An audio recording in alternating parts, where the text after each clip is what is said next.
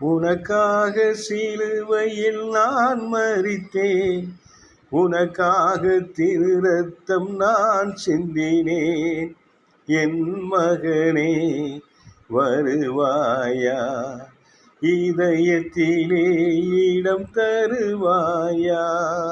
நானே வழி, நானே சத்தியம், நானே ஜீவன் மகனே.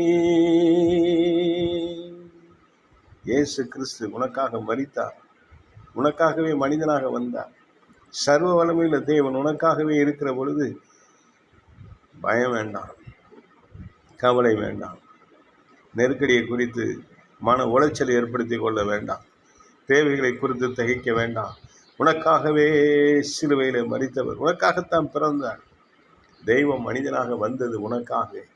சர்வ வல்லமை உள்ள அண்ட சராசரங்களை படைத்து ஆளுகிற அந்த தெய்வம் உனக்காக இயேசுவாக வந்தார், உன் பாவம் சுமந்தார்.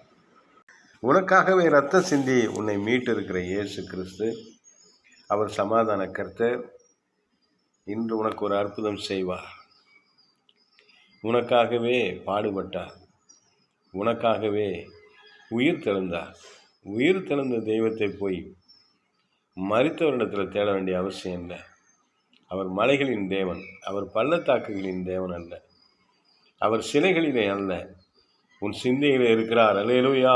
உன் சிந்தனையிலே வருகிறவர், உன் இருதயத்திலே வாழ்கிறவர்.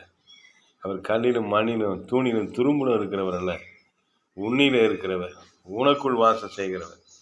கர்த்தர் உன்னோடு இருக்கும் பொழுது, உனக்குள் இருக்கும் பொழுது உலகத்தை ஜெயிக்கிறவர்கள் நீங்கள் தான். உங்களுக்கே சதா காலங்களின் ஜெயத்தை அவர் தருகிற தேவன். இன்றே ஒரு அற்புதம் உங்கள் வாழ்க்கையில் கர்த்தர் செய்வார். விசுவாசத்தோடு சுதந்திரிங்க, ரிசீவ் பண்ணுங்க. இயேசுவின் நாமத்தில் கர்த்தர் என்று உங்களுக்கு ஒரு அற்புதம் செய்வார். கடந்த நாட்கள்லாம் இருந்த நெருக்கடிகளை கர்த்தர் என்று மாற்றுவார். இயேசுவின் நாமத்தில் கர்த்தர் உங்களுக்கு சகாயராக இருப்பார். உங்களை ஆசீர்வதித்து காத்து நடத்துவார். அவர் கரங்கள் உங்களோடு இருக்கிறது. அல்லேலூயா, அல்லேலூயா, அல்லேலூயா, ஆமென்.